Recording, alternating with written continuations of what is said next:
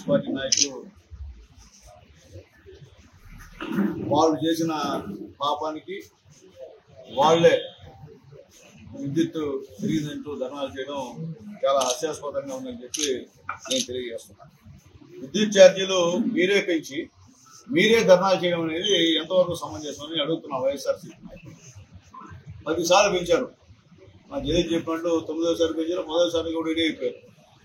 మీరు పెంచి మీరు దాదాపు జగన్మోహన్ రెడ్డి గారి అవినీతి వల్ల 1,29,000 కోట్ల రూపాయలు ఈ రాష్ట్రంలో భారం.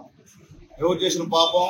వైఎస్ఆర్సీపీ గవర్నమెంట్ చేసిన పాపం అని చెప్పి నేను తెలియజేస్తున్నా. అంటే 9 సార్లు పెంచినందుకు పెంచినా మీకు లాభాలు రాలా, నష్టాలు వచ్చేటువంటి కార్యక్రమం అని చెప్పి నేను తెలియజేస్తున్నా. మేము ఉన్నాం 2014 నుంచి 19 వరకు.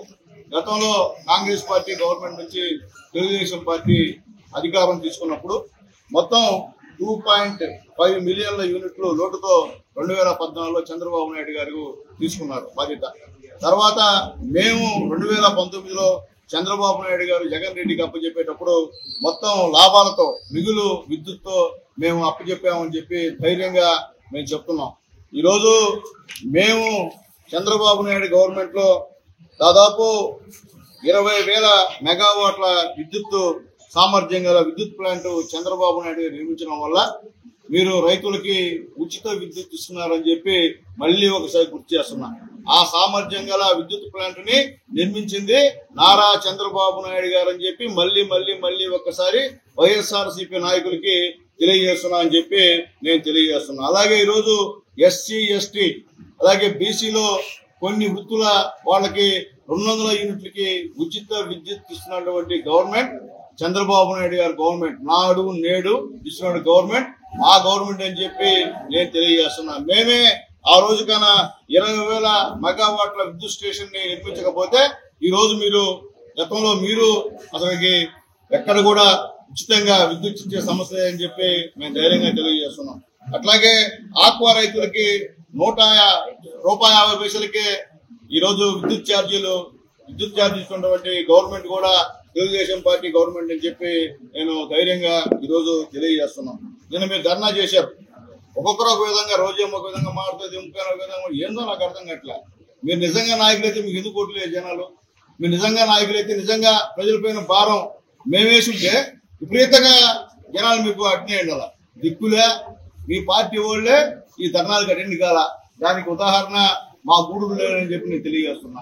ఎవరు ఒక్కరు కూడా టౌన్ లో ఒక్కరు కూడా ఆ యొక్క ధర్నాకి వచ్చే నాయకుడు లేదని చెప్పి నేను తెలియజేస్తాను. ఎందుకంటే పెంచింది మీరు పెంచి ప్రజలను ఇబ్బంది పెట్టి మీరేదో ఏమంటారు దొంగతనం చేసి దొంగ అనే విధంగా నువ్వు దొంగతనం చేసి నువ్వు ప్రజలను మోసం చేసి ఈ రోజు చంద్రబాబు నాయుడు పెంచాడని చెప్పి నిధులోకి వస్తే జనాలేమి అంత తెలివి తక్కువలేరని చెప్పి నేను తెలియజేస్తున్నా.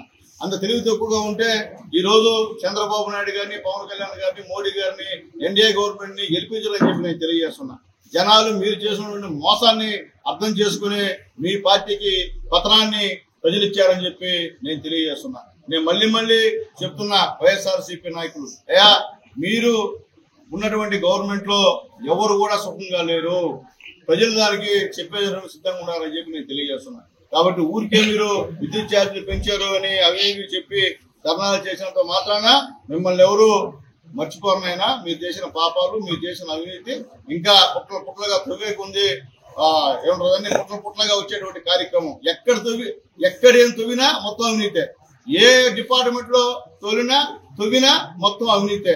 ఐఏఎస్ అధికారుల దగ్గర నుంచి మొత్తం మీ రాజకీయ నాయకుల దాకా టోటల్ కోట్లు మా ప్రజల ధనాన్ని దోచుకున్నటువంటి విషయాన్ని రోజు పత్రికల ద్వారా ఈనాడు, ఆంధ్రజ్యోతి, ఆంధ్రప్రభ, విశాలాంధ్ర, ప్రజాశక్తి అన్ని పేపర్ల ద్వారా ఈరోజు చూస్తున్నామని చెప్పి మేము తెలియజేస్తున్నాం. కాబట్టి వైఎస్ఆర్సీపీ నాయకులారా, మీకు నిజంగా ప్రజలపైన ప్రేమ ఉంటే ప్రజల్లో తిరగండి. ఎక్కడెక్కడ ప్రజలు ఇబ్బంది పడుతున్నారు, నీళ్ల కాడ ఇబ్బంది పడుతున్నారు, రోడ్ల కాడ ఇబ్బంది పడుతున్నారు, ఇంకేదన్నా సంక్షేమ కార్యక్రమాలు రాకుండా ఇబ్బంది పడుతున్నారు, అవన్నీ గుర్తించి మా దృష్టి తీసుకురండి, గవర్నమెంట్ దృష్టి తీసుకురండి. ఖచ్చితంగా మేము చేస్తాం. మేము చేయని చెప్పండి. మీరు ఈరోజు జనాలు తెలియడానికి మీ మొహం చెల్లే కథ కాదు. ఎందువల్లంటే ఎస్సీలకు ఇచ్చేటువంటి ఎస్సీ కార్పొరేషన్ రద్దు చేసిన గనులు మీరు, ఎస్టీల కోసం ఎస్టీ కార్పొరేషన్ రద్దు చేసిన గనులు మీరు, బీసీలకు వచ్చే లోన్లు ఆపేసిన గనులు మీరు.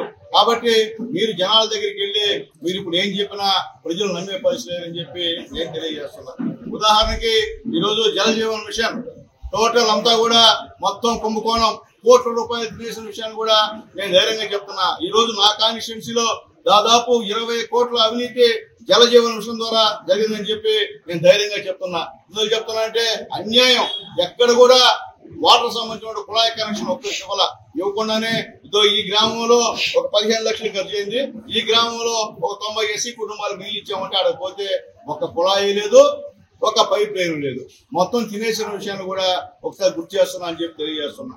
అట్లాగే వాకాడు మండలంలో జరిగినటువంటి కేంద్ర గవర్నమెంట్ సంబంధించిన నిధుల్లో మొత్తం దుర్వినియోగం చేసిన విషయాన్ని కూడా ఒకసారి గుర్తు చేస్తున్నా. కాబట్టి దయచేసి మీరు చెప్పే ముందు గురిగింజ కింద నల్లగా ఉంటుందని చెప్పి ఒకసారి తెలుసుకోమని చెప్పి వైఎస్ఆర్సీపీ నాయకులు తెలియజేస్తున్నా.